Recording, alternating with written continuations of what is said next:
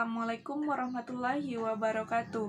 Perkenalkan, nama saya Zara Fatmawati, NIM 1920503058. Baiklah, saya di sini akan menjelaskan tentang struktur organisasi media cetak. Yang pertama itu adalah General Manager, bertanggung jawab atas keseluruhan jalannya penerbitan pers, baik ke dalam maupun keluar. Ia dapat melimpahkan pertanggungjawabannya terhadap hukum kepada pemimpin redaksi sepanjang menyangkut isi penerbitan, dan kepada pemimpin usaha sepanjang menyangkut perusahaan penerbitan. Yang kedua itu, di bawah General Manager ada Dewan Redaksi dan penanggung jawab perusahaan. Dewan redaksi ini bertugas memberikan masukan dan arahan terutama yang terkait kebijakan redaksional untuk kemudian dilaksanakan oleh jajaran redaksi. Di bawah Dewan Redaksi ini ada pemimpin redaksi. Tugasnya yaitu orang yang memiliki otoritas tinggi di redaksi, bertanggung jawab menjalankan organisasi dan keredaksian sehari-hari. Pada saat tertentu, ia menjalankan fungsi kewartawanan dalam porsi yang disesuaikan, namun bertugas melakukan pengawasan dan pembinaan pada unit kerja yang berada di bawahannya. Dan tugasnya itu bertanggung jawab atas pemimpin umum. Selanjutnya, redaktur pelaksana. Redaktur pelaksana ini bertanggung jawab atas kegiatan operasional redaksi sehari-hari, membawahi dan mengordinasikan kegiatan beberapa unit manajerial di bawahnya, seperti koordinator, peliputan, manajer produksi, dan sekretaris redaksi. Selanjutnya, menjabarkan dan mengawasi pelaksanaan konsep media yang telah digariskan dalam perencanaan, peliputan, penulisan, penyajiannya.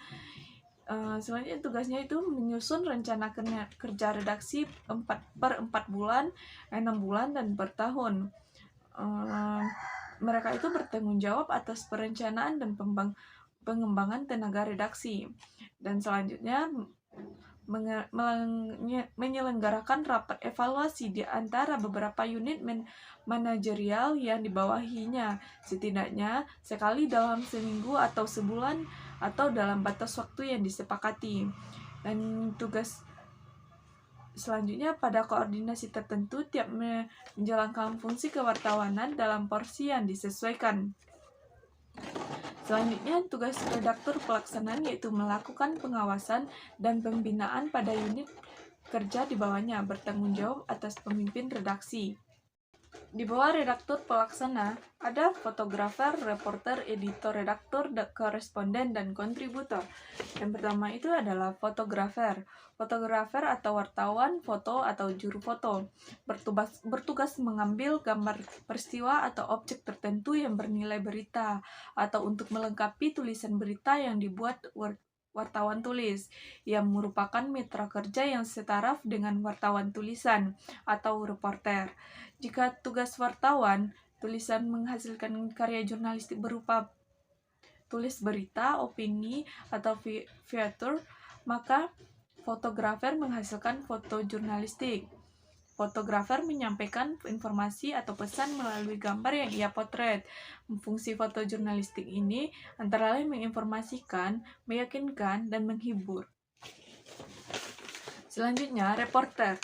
Di bawah para editor adalah para reporter, maka mereka merupakan prajurit di bagian redaksi, mencari berita lalu membuat atau menyusunnya merupakan tugas pokoknya. Yang selanjutnya yaitu editor atau redaktor. Tugasnya yaitu memberikan atau outline kepada reporter sesuai hasil rapat redaksi. Setiap editor harus memberikan paduan teknis lapangan ke reporter sebelum bertugas meliput suatu isu. Ini penting dilakukan. Selain merupakan garis besar outline, seorang redaktur bertanggung jawab terhadap segala risiko yang bakal dialami reporter yang meliputi isu yang diberikannya. Selanjutnya yaitu koresponden. Selain reporter, media massa biasanya memiliki pula koresponden atau wartawan daerah, yaitu wartawan yang ditempatkan di negara lain atau di kota lain di luar wilayah di mana media massa berpusat. Selanjutnya, kontributor atau penyumbang naskah atau tulisan secara struktural struktural tidak tercantum dalam struktur organisasi redaksi. Ia terlibat di bagian redaksi secara fungsional, termasuk kontributor adalah para penulis artikel, kolumnis, dan karikaturis. Para sastrawan juga menjadi kontributor jika mereka mengirim karya sastranya berupa puisi, cerpen, atau esai ke sebuah media massa. Wartawan lepas juga termasuk kontributor. Wartawan lepas adalah wartawan yang tidak terkait pada media massa tertentu, sehingga bebas mengirimkan berita yang dimuat di media mana saja, dan menerima honorer atas tulisan yang dibuat. Termasuk kontributor adalah wartawan pembantu. Ia bekerja untuk sebuah perusahaan pers, namun tidak menjadi karyawan tetap dalam sebuah perusahaan tersebut. Ia menerima honorarium atas tulisan yang dikirimnya atau dimuatnya. Baiklah, saya yang selanjutnya akan membahas tentang penanggung jawab perusahaan. Penanggung jawab perusahaan mengendalikan dan mengorganisasikan kebijakan di lingkungan perusahaan. Dalam tubuh media, bagian redaksi dan bagian perusahaan bukan merupakan bagian tunggal. Di jajaran redaksi dipimpin oleh seorang penanggung jawab redaksi, sedang di bagian perusahaan dipimpin seorang penanggung jawab perusahaan. Keduanya nanti akan bertanggung jawab kepada penanggung jawab umum. Seorang pemimpin perusahaan media dituntut paham tentang marketing, sirkulasi, cost budgeting, oplak, advertising, dan semua hal yang terkait dengan mekanisme menjalankan perusahaan. Sebab maju mundur sehat atau tidaknya perusahaan ini tergantung handalan seorang pemimpin perusahaan. Yang selanjutnya di bawah penanggung perusahaan ada sirkulasi atau pemasaran. Marketing harus memahami bagaimana marketing dijalankan. Ia harus mengerti elemen penting dari sebuah marketing, di mana melibatkan produk yang bagus, waktu yang tepat, promosi yang tepat, distribusi yang cepat dan baik, jalur-jalur distribusi yang efisien, tepat dan cepat. Ia pun harus dapat menjalankan program-program aplikasi standar komputer seperti Word dan Excel. Selanjutnya, manajer promosi.